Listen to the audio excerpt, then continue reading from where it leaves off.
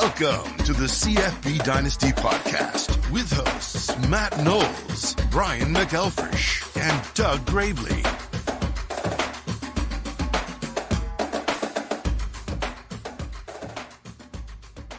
Hey everyone, how you doing out there? This is the CFBDynasty.com podcast for week 7 of college fantasy football.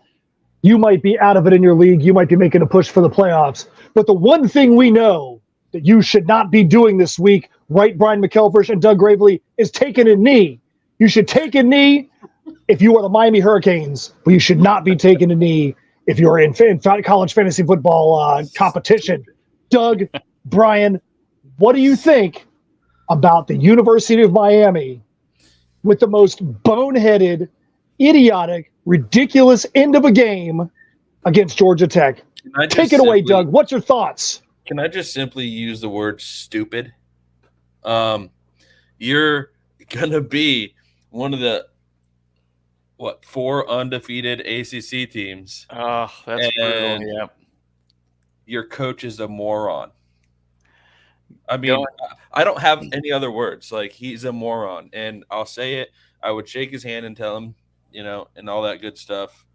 But, yeah, it's I was talking to, I think, Brian a couple days ago. I said, as, the running back or the quarterback on that team, don't you kind of want to, like, for lack of a better term, spit in his face and just take a knee anyways? Because being a 20-year-old kid, that's probably the smarter move.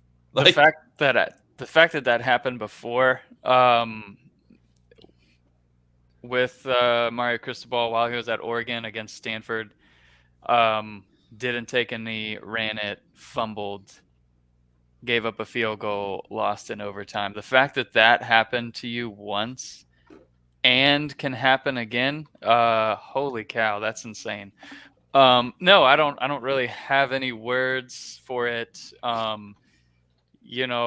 a Florida fan, it's funny, but if you're a Miami fan, like, that's got to be the ultimate. I mean, you already went through a super frustrating game where, Tech wasn't really able to move the ball much. Van Dyke didn't really look that good. Van Dyke didn't look good. It was, you have those sleepy games over the course of the season. But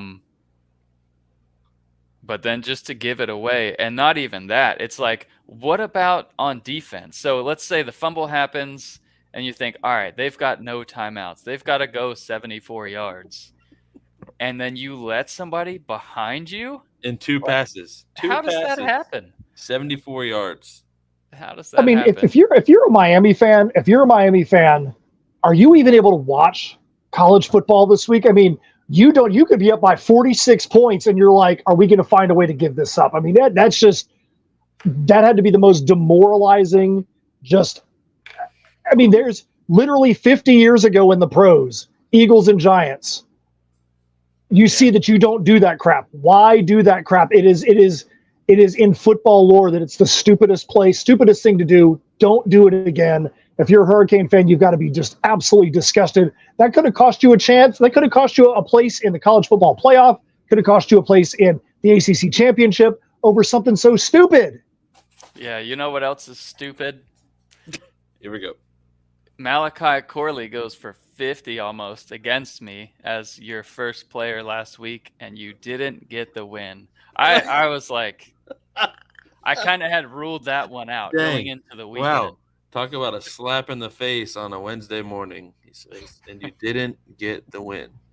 So I tell you, I feel you, man. Pooch, apparently. Yeah. It was a tough week. It was a tough week in college fantasy for me. Not only was it a tough week, we're going to go back real quick to something we talked about last week. Fantrax, figure out what the heck is going on with your stats. Last week we made a big deal, and we talked about the controversy, how BMAC beat me by 0.08 points 2 weeks ago. After we recorded the podcast, they went in and did a stat correction, gave me the win. After last week's podcast, they went in and did another stat correction and gave BMAC back the win. When are you going to figure out who won our week 4 game? Let us know, because it's going to have playoff implications.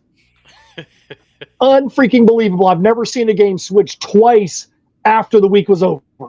Yeah, it's wild. It's wild. How about the matchups this weekend, though? So we've got some that are going to be really interesting. I kind of want to go right into the rankings or whatever, and when we're talking about the matchups, because of how, we've got top of the line college fantasy producers playing against better competition than they've faced all year. So why don't we save those matchups for after news and notes, if that's all right, and then we can get right into this week's rankings. Sounds good. BMAC, if that's what you want to do, we're going to freaking do it, because you know what? You created this whole thing. So if you want to switch up the format, we're going to switch the format up. Doug, Deal. Get to those news and notes. News and notes around college football.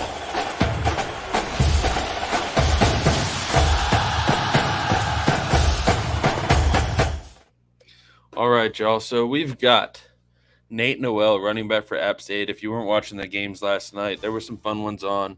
But he got 1 carry and 1 catch. There were people freaking out on Twitter all day until about, 4 minutes left in the game. They finally said, the announcer said that he had an ankle injury. So there was a lot of people freaking out I saw on Twitter, because I was looking for it. I'm like, what's going on? Yeah. Why is he not playing? I don't understand. He's averaging over 100 yards a game when he plays. And then, came out with the ankle injury. So for those of you that were still wondering this morning, that's what happened. That sucks, man, to start somebody. And it's a great matchup, too. I saw a lot of people with player prop bets over 105 yards or whatever. Basically demanding refunds. Like, that's stupid. That's stupid. That's gambling. Like, it's literally in the word. It's a total gamble, and injuries are just part of the game. Don't go whine about it on Twitter. Babies. Bunch of babies. Then you got Zachariah Branch. That, I bet they wouldn't complain if they had bet the under. I'll say that. Correct. Zachariah Branch, that standout, crazy good freshman receiver at USC. He started practicing again this week. Limited, but he's kind of a game-time decision, so keep an eye on that. As USC has a big matchup this weekend, which we'll get into later. Roderick Robinson, running back from Georgia, still not practicing. I don't know what's going on with their running back room, but I feel like they're just an injury-prone crew, kind of like Ole Miss's receivers. But, hey, whatever. So now you got Mikey Keene, quarterback from Fresno, who's been great for those of you that have him in fantasy for the most part. Not active during practice. Logan Fife took the majority of the first team reps. So keep an eye on that one, because that could – I don't know. That's a huge one right there. Fresno suffered their first loss last week. That's a big injury stat for them if he's going to be healthy or not. Yeah, because it could affect the receivers for sure. Donovan Green, we haven't seen him this year. Had some offseason surgery, but it was announced yesterday that he is going to miss the entire season. They said at some point they were going to try to expect him back, but he is out for the year. So Donovan Green, for those of you that don't know, I was high on this kid for a long time. I thought he was going to be great. I still think he could be, but we'll see what happens in the future. Jaden Ott, running back for Cal, probable this week. Antoine Wells, receiver for South Carolina, doubtful to play again. This poor kid, when he's on the field, we've said it before, he's great, but that's when he's on the field, and he's hardly ever on the field anymore, it feels like. So, Antoine Wells, I wish your body well, buddy, because I do like watching you play when you play. Jalen Daniels, quarterback for Kansas, doubtful to play again with that nagging back injury. Some big news, boys. Travis Hunter for Colorado. Dion said yesterday there's a tremendous chance Hunter's going to play this week. How do you feel about that? What do you think? Lacerated liver. He's only been out, 3 weeks? I think that's great that he has a chance to get back in. I'm still salty over the fact that he was able to take a hit like he did in that game, and there was no real repercussions over it. That's not good for college football. That's not good for the way that they want to protect players with player safety and all that. I'm glad to see him trying to get back on the field, but I wish it never came to this. He looked good in practice. What a terrible question. Like, I watched football for so long. I know what like a ACL injury is. Not really familiar with lacerated liver lengths. Well, I'm not familiar with it either, but I'm just saying. I mean, it's huge news when a week and a half ago they still said potentially 3 weeks out. Right, I know. No, I'm happy to see him back on the field, and it's a great week for him to come back. Emeka Egbuka, receiver for Ohio State. No update for this weekend. Ryan Day's kind of, gives you the silent treatment with this stuff a lot, I feel like. But he did say it's no long-term issue. I don't know what that means. So I don't know if he's going to be back. I don't know if he's not. Guys, just keep an eye on that. Could be a game-time decision there. Ismail Mahdi, running back for Texas State. Game-time decision, but likely to play. That's big. That's a big one. He's been really fantasy relevant this year. Chandler Morris, quarterback for TCU, to miss at least a month. Could be more. Then you got Andrew Anthony, wide receiver of Oklahoma, season-ending surgery. Lincoln Victor, wide receiver for Washington State, still questionable, still testing his ankle. He's missed the last 2 games. I don't know. Another one to keep an eye on. They said that he's going to test it out over the next practice or 2 and give an update. Antonio Williams, receiver for Clemson, remaining hopeful to play this week. Jaden DeLora, quarterback for Arizona, uncertain for Saturday. Torrey Horton, receiver for Colorado State, that guy that's been shredding defenses, got hurt early in the first half of their last game. He's hopeful to be back this week, but there's no timetable for him. Jalen McMillan and Rome Odunze, receivers for Washington. Huge week for them, and they're both expected to be 100% and ready to go. So that's huge news for Washington this week. Then you got Harrison Whaley, my dog, my homie, running back, Wyoming. Helped Wyoming knock off the undefeated Fresno State last week. But in garbage time in the game when they were trying to run out the clock, he hurt his knee again. So they're day-to-day on that, keeping an eye on him. Riley Leonard, quarterback for Duke, for those of you that didn't see it, ended the game on crutches against Notre Dame. Good news, high ankle sprain, considered day-to-day. Nothing serious. Reggie Love, for running back for Illinois, doesn't look good to play this weekend. That running back room for Illinois is battered and beat up and bruised. Which presents an opportunity. It does, and we'll talk about that soon. And then last one we got is Johnny Wilson, receiver for Florida State. His injury, it looked like a quad injury. Doesn't seem to be serious. He's day-to-day as well. So that wraps it up for our news and notes, y'all. Thanks, Doug. All right, BMAC, do you want to go to the matchups, or do you want to go to the top fantasy performance of last week first and then roll into the stuff for this week? You're smart. Last week is good. Let's get through that. All right, so last week's top standout performances in fantasy football: Ontario Brown, for running back for NIU, 62 points. If you started him, you're probably in pretty good shape. Jaden Daniels, QB for LSU, 54 points, just like E.J. Warner from Temple, 54 points. Drake May from North Carolina, 52 points. Byron Brown from South Florida, 49 points. My boy Malachi Corley, 49 points. If you started Malachi Corley, you were probably in good shape, as long as you weren't playing BMAC. And the Buffalo defense and special teams dropping 48 points. That's some amazing performances last week. Hopefully this week I could get Malachi Corley to score 80 points, but then again, maybe not, because he's on a bye. Hey, Coach, how do you practice? You got some touchdowns, right? Those darn bye weeks. So matchups this week, huge. Oregon at Washington. And I couldn't believe, like, all of these are like 3.5 point spreads, which basically means it's even, but favors the home team just simply because they're at home. It would be like a pick'em game if these two were playing on a neutral field. Same with USC at Notre Dame.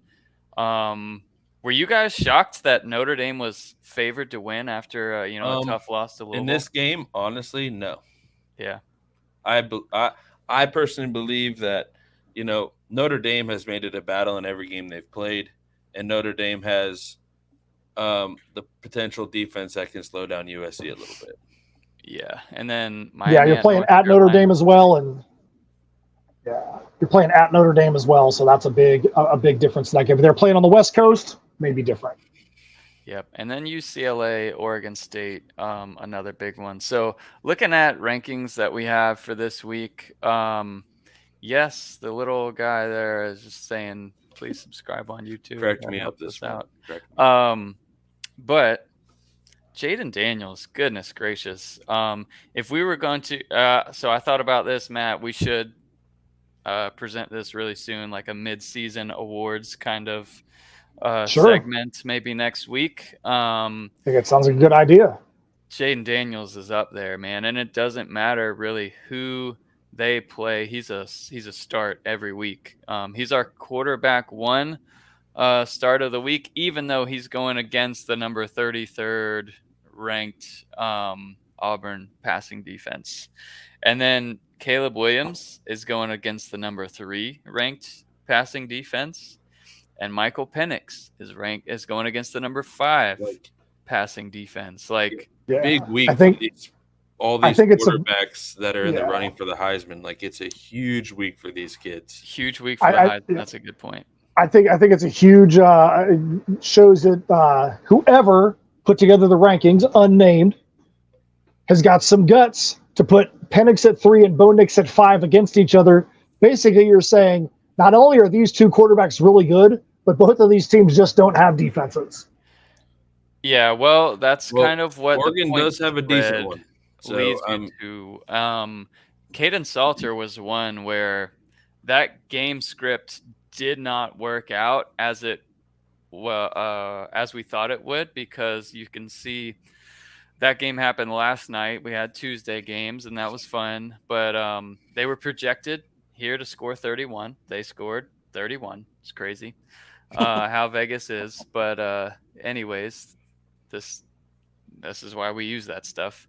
But they were 86th against the pass, Jacksonville State was, and 31st against the rush. But Liberty was able to run the ball all over Jacksonville State. They just couldn't stop the run. I think they averaged over 6 yards a carry. Running back went for his high of the season with 2 touchdowns. But that stinks for all the Salter starters out there, including me last night, because I'm going against Mike Davis and Caleb Williams, and that's going to be a tough one to overcome, him only scoring like 21 fantasy points last night.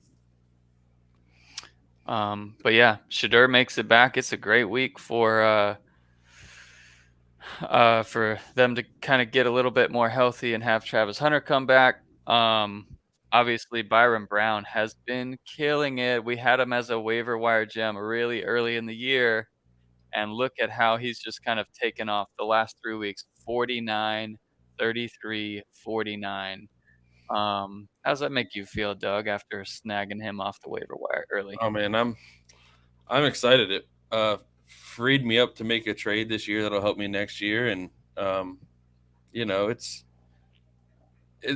at the end of the day, I looked at him for this end of the season schedule too for playoff time, and I'm stoked, especially if he can put up some of them 49-point performances. So, 2 others that stand out to me, like DeQuan Finn. Is starting to catch fire. He's starting to get healthy.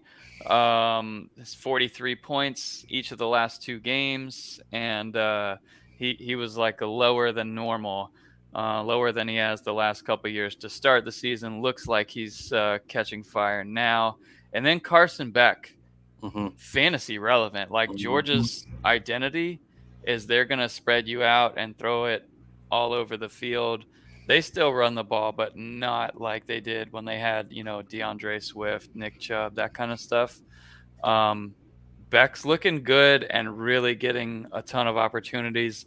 I think they're going to continue to try and keep that momentum rolling along. He went for 45 last week against Kentucky, which we called on the Saturday show. I told you exactly how that game would play out, and that's what it did. And then I backed it up by being completely wrong on the Texas-Oklahoma game. But Beck on the road against Vanderbilt.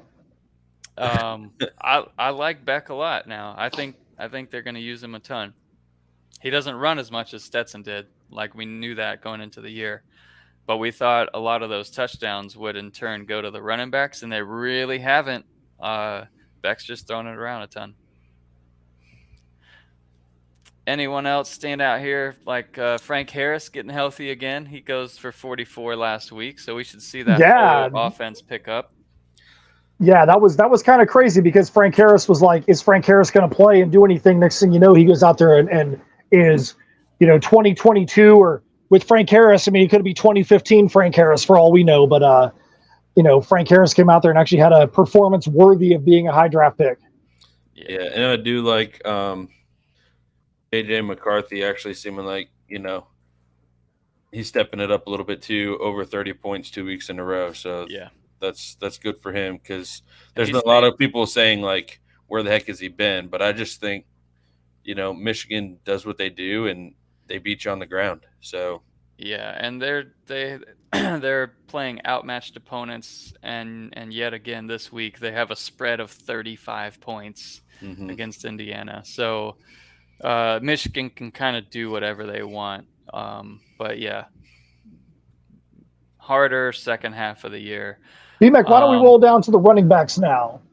We're here. Yeah, let's roll down to the running backs because I think the running backs are interesting. At the beginning of the season, we talked about how Power 5, upper Power 5 teams were putting the running backs into the rankings. This week is kind of different. This week, you've got a lot of Group of 5 running backs that are in the top 10 and the top 15. Let's talk about how you've got you got obviously Genty, who is one of the mainstays, but then Ismail Mahdi, who we said is probable. That's up there. You got Marcus Carroll from Georgia State.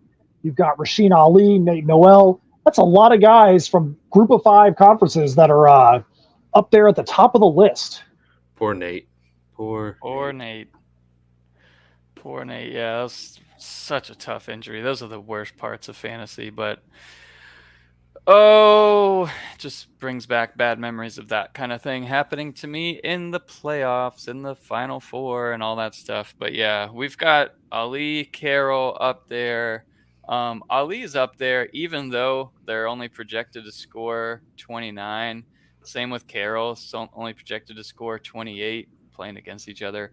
But it's they're just such a high percentage of that offense is kind of why they're high there. And then you've got some other, boom potential. Obviously, Blake Corum, in turn, Donovan Edwards. Will he ever break out and have a big game this year? I'm sure at some point. Maybe it's this week against Indiana. Benson. Kyrie Robinson's been pretty darn consistent, averaging 19 a game. He goes for 22 and 21 in the last 2 outings. And then Boone. He's one who we projected a year too early. We had him kind of high in our rankings last year going into the season. I forget where he transferred from. I think somewhere on the East Coast, but whatever. He's there at Toledo now, and he's really killing it, 19.7 per game. And then we did try and hit everybody with the news. That's why I alerted everyone in the Discord about the Travion Henderson issue that we found out like maybe 20 minutes before game time. So we did we were alerted in Discord that, hey, we helped save a couple lineups there. So that is always good. And then Trainum just kind of took it on. But I think Travion's the lead back this year, and he'll get the bulk of the carries. He's probable this week. Can't wait to see, though, Estime against USC, because if they're able to use him to keep USC off the field, their offense off the field at least, that'll be a game script that can really help me as I'm playing against Caleb Williams this week. Anything else stand out to you guys here on running backs before we jump down to receivers? I really like the guy you got at 15. So, Kamani Vidal. Yeah. I think he's great. A little bit tougher matchup, I think, this week with Army, but he's kind of like the other two you mentioned with Ali and Carroll. He's basically their offense there. So yeah, he's only down there at 15 because he's going to get diminished possessions if the way Army plays. So That's it. But I like him a lot. Heck yeah. Yep. All right, at receiver, a lot of the regulars at the top here, Neighbors, Adunze, Horton, Franklin, Marvin Harrison. Those are the elite of the elite receivers. Then you've got to add in Brian Thomas, Jalen McMillan. Lavarde, we're not 100% sure he's going to play yet. But he is going to go down to game time decision, I think. And then Luther Burden. That's a really interesting matchup to me, Missouri, Kentucky, and see how that one plays out this week. But yeah, on the flip side, you got Ray Davis, who's absolutely killing it this season. And he did get a touchdown last week to kind of save his fantasy output. Very interesting to see two Utah State receivers in the top 14 there back-to-back playing against Fresno State. That's very interesting. That's what happens when they average 20.05 and 20.2 points per game. Like they're pretty consistently, like they're within less than a point of each other. Terrell Vaughn so far this year has 120.3.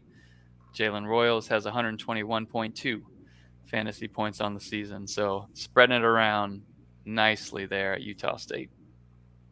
And then Cephas, like he's someone I expect to take off. It looks like DeCorian Clark done for the year, I think. Further injured, potentially to redshirt and come back next year. Super interesting, just big time opportunity for Cephas there. Another scenario where Franklin, if he would have stayed, would be just eating it up in terms of points and yards.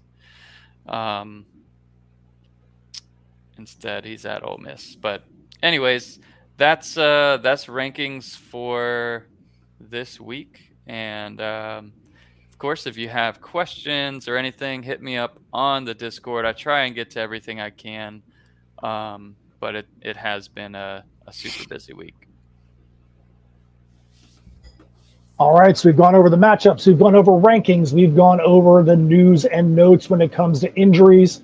We can go to our open review right now. We've already talked about the controversy on top of the controversy, but one of the things that's very interesting in the open league is it is an auction pickup league when it comes to how you can make waiver claims. The waiver claim budget was set at $120 before the season, and every player on the waiver wire is up for bid. Most of the guys get picked up for like $1 to $5. But this week there was huge news. The NCAA finally got their crap together, and they allowed Tez Walker to be made immediately eligible for this season. And everybody went crazy putting in big bids. And BMAC used 3/4 of his budget, $89. He had a $98 bid in. He won it for $89 to pick up Tez Walker. BMAC, is this going to help your 3-9 team to make a push to get to the playoffs? I hope so. Like DeCorian Clark, who I just talked about, he was one of my top 3-round picks, and that was or maybe it was 4th round. I can't remember. We thought the injury was going to keep him out for a game going into the season, kind of similar to Cam Rising, where it's like, oh, maybe week 1 he'll play, maybe he doesn't. Turns out he's came back too soon, re-aggravated it, and now might redshirt. So I've had a lot of problems, and so I've been waiver heavy this season, which is really tough in a 24-team league.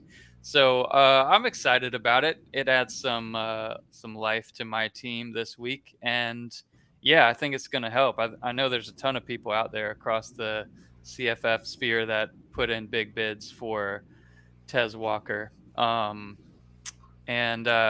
yeah, between him landing Eric Brooks off the waiver wire after he's had a couple down games, that doesn't scare me away. I'm excited about my opportunity to improve and hopefully somehow sneak into the playoffs.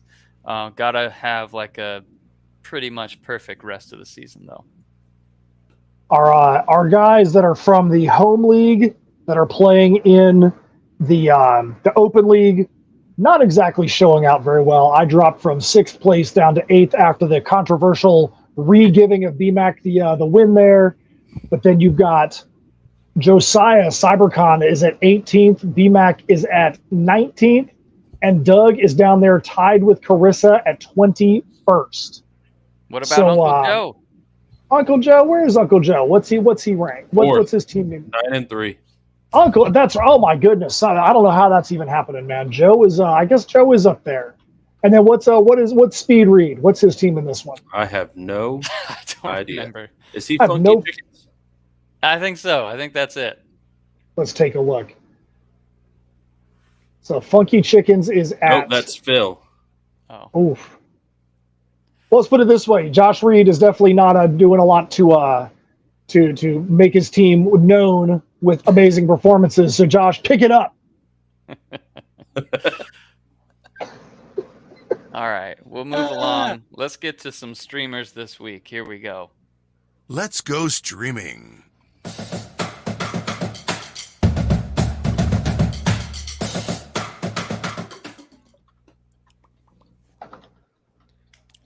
Who you got streamers this week, Doug? I know you got a couple. I got a couple that I like.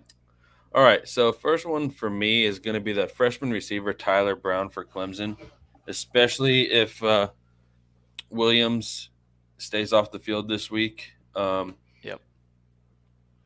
I just like this kid a lot. I think he's taking off. Is doing really well and kind of a sleeper in general. Like, he wasn't talked about at all at the beginning of the year. I think he was a 3-star recruit. Like, he wasn't a big-time player, but, he's killing it on the field. Only 16% of fantasy leagues right now, so could be available for a streamer pickup this week if you need need somebody to throw in receiver. And then Noah Fifta, the quarterback for Arizona. Fifta, whatever. I don't know. Fifta. Don't ask Doug to make pronunciations. He's doing the best he can. I'm from Inverness. He's like, letters, words, I'll get this figured out. Yeah, he plays for Arizona. Okay, he's the quarterback, whatever. I would keep an eye on this quarterback situation, especially if the Laura can't go. Because to me, this kid showed what he can do last week when they brought USC to the brink. Yeah. So you can get the ball to Cowling, that's for sure. Yeah, 4 times in the end zone, and it helped me make a really nice comeback against Josiah. So that was nice. But yeah, so those are my 2.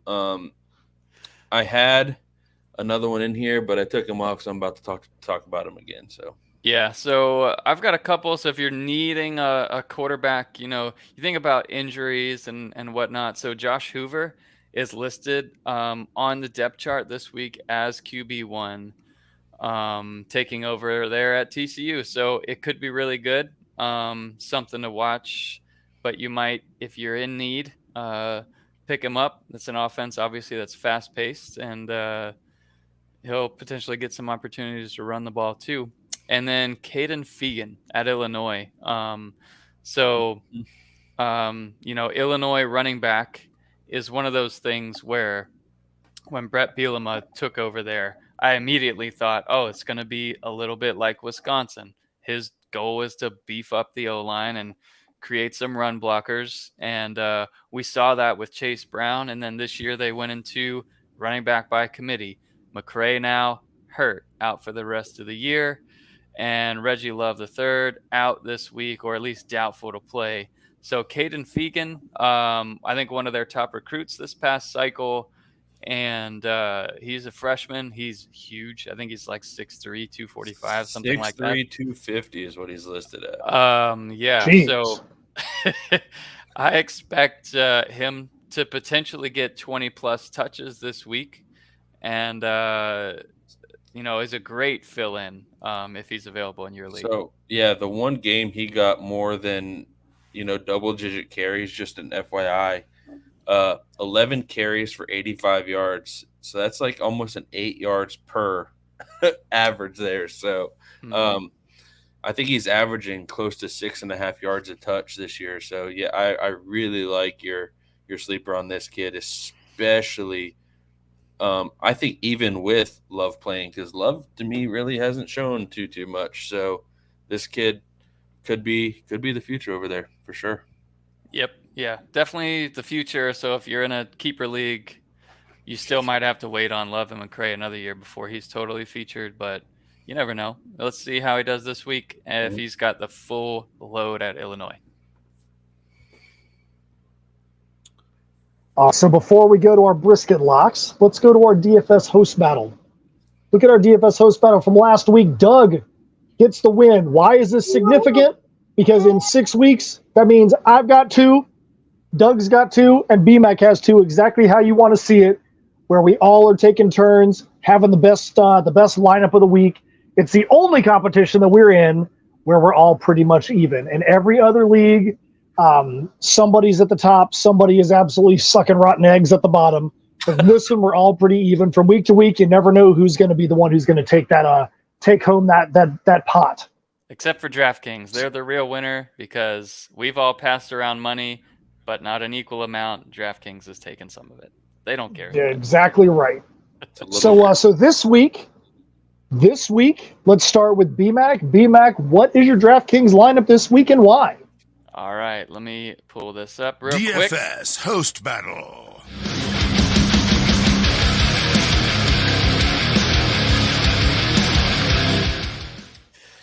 Looky here. I've got Caden Fegan in my lineup at running back. He's at 4,500. I needed to kind of keep him cheap because I went with Carson Beck at quarterback. He's certainly not a sleeper. They're at Vanderbilt, 8,700. And my other running back to go along with Fegan is Jace McClellan. I didn't like a lot of the running back selection options out there. And it was a hard lineup for me to set, to be honest, with it was rough. Full player pool. So I've got McClellan at 6,300, Fegan 4,500. And then at receiver, I went with Marvin Harrison Jr., $8,500.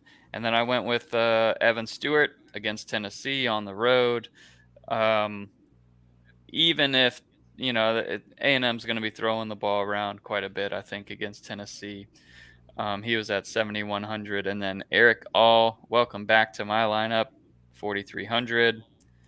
Went with another tight end in the flex, 3,900 for Corey Dykes. And then Devin Neal at running back, super flex, 6,700 with no budget remaining. Totally a weird lineup for me. What do you guys have? All right, so I'll go next since normally I'll go last, but this time I'll go next. I got Jalen Milroe at QB with and Jalen Milroe. I wanted to get Penix in here, but he was just far too high for the matchup that he had. So Jalen Milroe was $8,400. Running backs, I got Devin Neal from Kansas at 6,700. And I've got Caleb Johnson from Iowa at 5,500. Wide receivers, I went with Doug's boy Squirrel White at 6,000. I've also got Isaiah Bond in the lineup from Alabama. Finally had his coming out party last week. 7 receptions, 96 yards and a touchdown, 22 fantasy points. Is this going to be the start of something good for him, or is he going to disappear back into obscurity? I'm hoping he has 2 good weeks in a row. Then I took a flyer on Ty Washington from Arkansas. Ty Washington moved into the starting lineup. And what does he do? 7 receptions, 90 yards, and 2 touchdowns last week, 28 points. He was only $4,300. So I went with him. Flex, I've currently got Cam Camper from Indiana. He's at 5,300. I'll have to monitor to see if he's actually going to play. If he doesn't, I'm going to have to switch my lineup up some. And then I've got J.J. McCarthy in my super flex at 8,100. And I agree with BMAC. The options this week were not good. It was very difficult to get a lineup I was happy with. Doug, what about you, champ? All right. So I went with Carson Beck at quarterback at 8,700 against Vanderbilt. Then I went Roman Hemby, running back, at 6,500. Then a guy that I haven't had in the lineup all year, and I figured I'd give it a shot.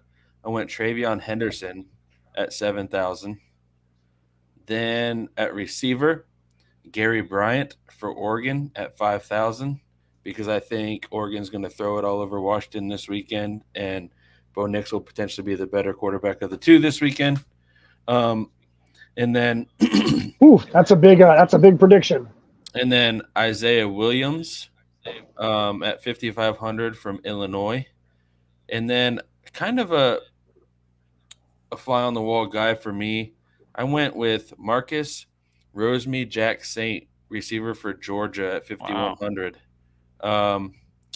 Could be a make or break guy for me, but I figure Georgia's going to score a lot of points, and they may have some other guys in the game at some point. A spare touchdown left for him. So, and then I went with my flex, Jaheim Bell against Syracuse for 4,100. And then my super flex is Kyle McCord for Ohio State at 7,900. I like McCord. I almost went with McCord. That'll be interesting. So I got a couple of guys in there that are like just fly on the wall kind of guys, but if they give me a touchdown, that's all I really need out of them. So. All right, so we've reached the time of the show where we're going to talk about our brisket locks of the week. Brisket locks, BMAC. It's time for who you got as your brisket lock?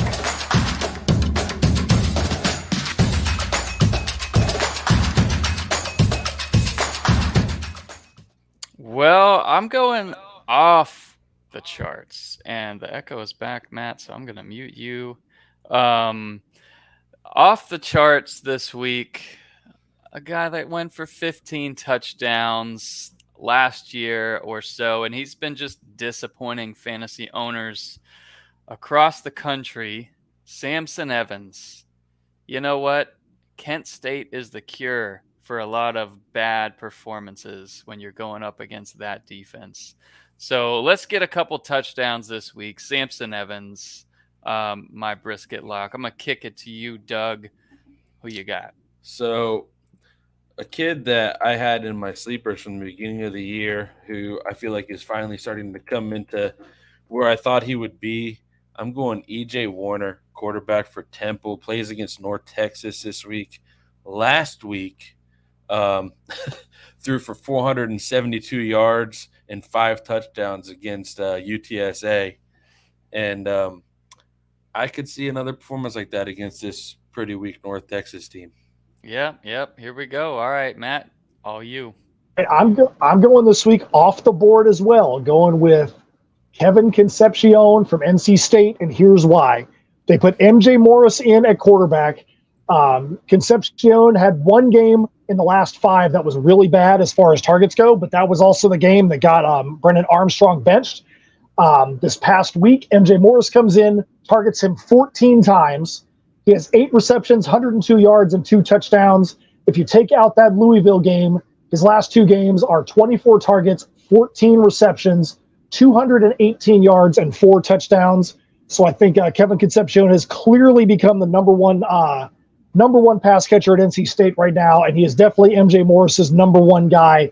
I think he has a chance to really show out against Duke this week. He's getting some NFL love too. A lot of Devy people starting to talk about him, and I haven't watched him play yet, so I need to watch him. Like, the name is familiar to me, the last name, because it's like one of those auto-generated NCAA football names that they had. Yes. And that was the only time I had heard that name before. So, yeah, he's young. Yep. Have you picked him up yet? Yeah. In the home league? I picked him up in the open league. Picked him up in the open league because I definitely needed some wide receiver help with guys out and guys injured. So he's definitely in my starting lineup in the open. Nice. All right. Well, I think that and I'm going to mute you again, Matt. I'm sorry. I keep getting this echo now, but I appreciate the time, everybody, and subscribe, like the video, comment if you can. It's super meaningful, and I think that wraps it up. Hope you guys have a great rest of the week, great weekend of fantasy football, and we'll see you guys on the Saturday morning show.